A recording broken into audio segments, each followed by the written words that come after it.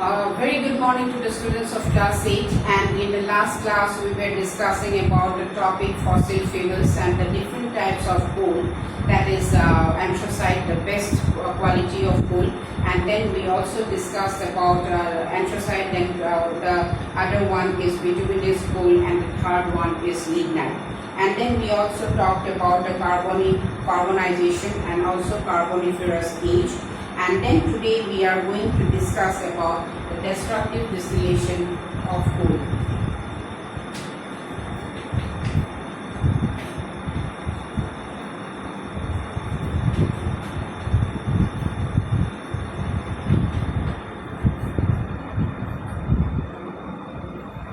So destructive distillation of coal, when we are talking about destructive distillation of coal, destructive, that means you are breaking down. That is why it is known as destructive. And then you go for the distillation, that is the purification process of coal. So this is being carried out by heating coal strongly at what temperature? To 100,000 degrees centigrade. Right? So you are heating coal to a very high temperature, and you are heating it to 1000 degrees centigrade, a very strongly, and that too in the absence of air. Please remember, it is in the absence of air.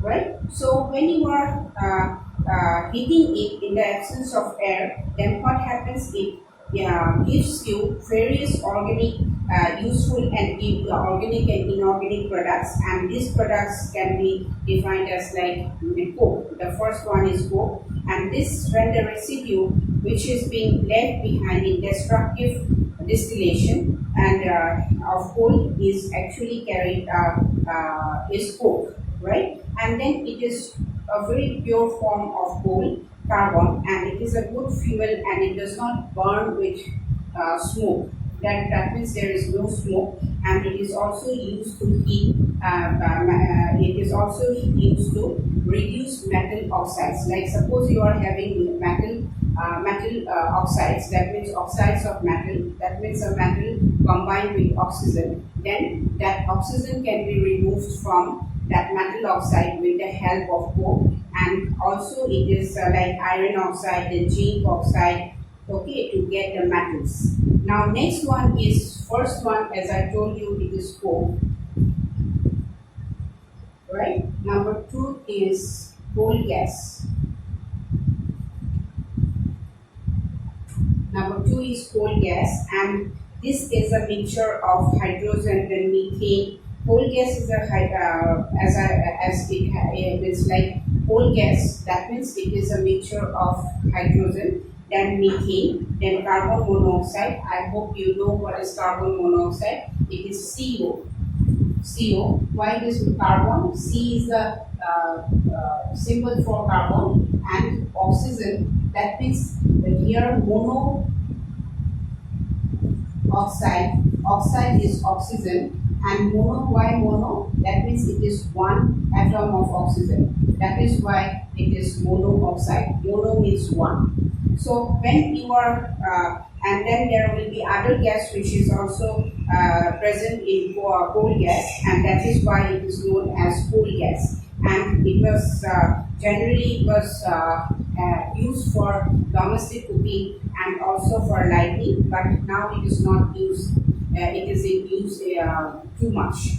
So then next one we have the coal tar, and then this coal tar is actually a liquid which is thick in nature, and then it generally is in Hindi it is known as alcatra or Assamese also. So it is used for road construction, for construction of road, and it contains various carbon compounds, and it is also used to make pesticides. Then it is also used to make explosives, synthetic fibers, perfumes, then naphthalene bonds, so that the various insects can be repelled. And then other uses of this coal tar is to make perfumes, the dyes and the paints, and then this is generally obtained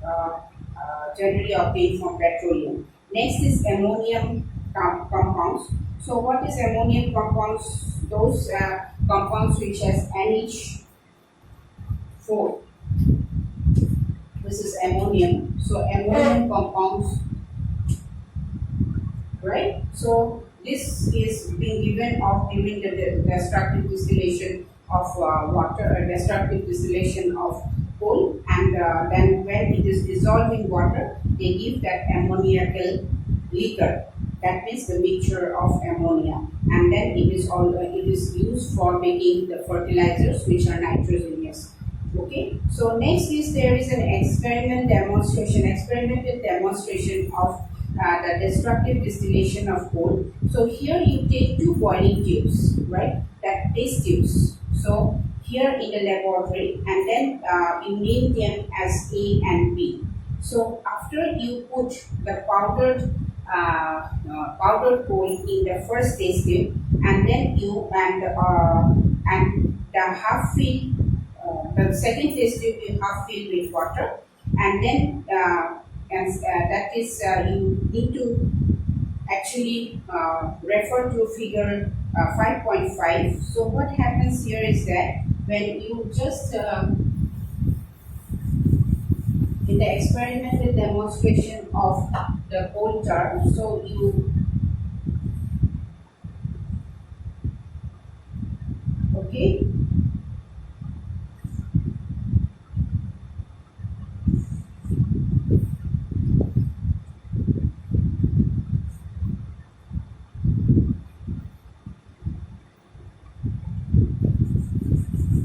So what you have to do is that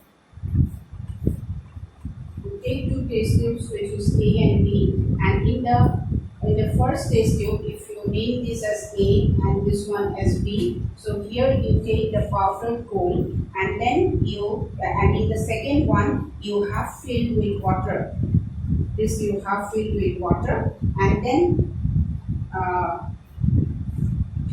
two glass and feed it with a cork, and then a glass tube you put it in the second one so that it is being connected to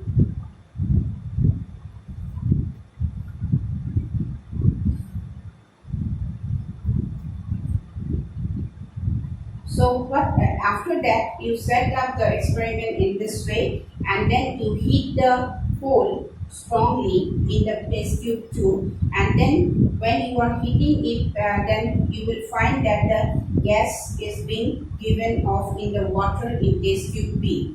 Then you will see that there will be black drops of coal to a coal tar which is being collected in the bottom of this is coal tar. So when you are heating the powdered coal over here, and then you will find that the gases will be collected over here, and then at the bottom of the test tube too, the coal tar will be collected at the bottom, and the ammoniacal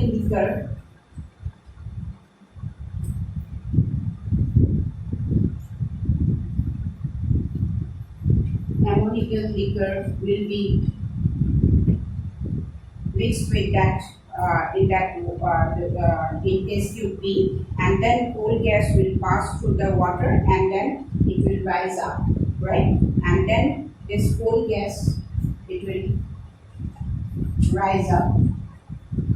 It will go through the ammoniacal liquor, and it will rise up, and then there will be coal gas, right?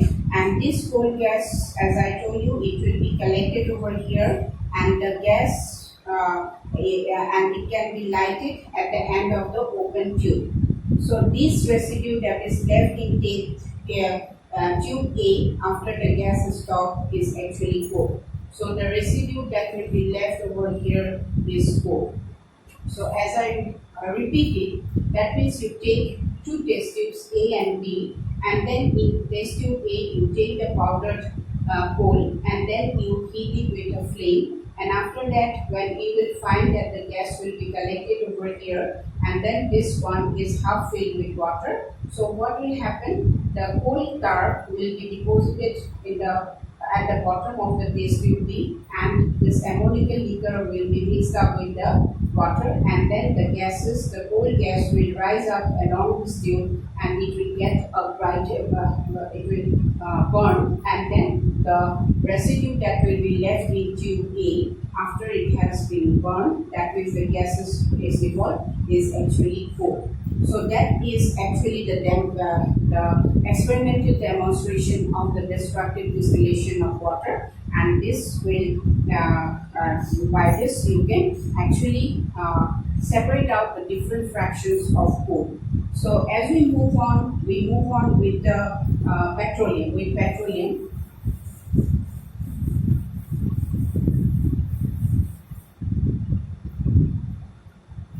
so you all know what is petroleum. It is a fossil fuel, and now it is in great demand because because it is becoming exhaustible, or because exhausted as well. And this crude oil, this petroleum, is also known as crude oil.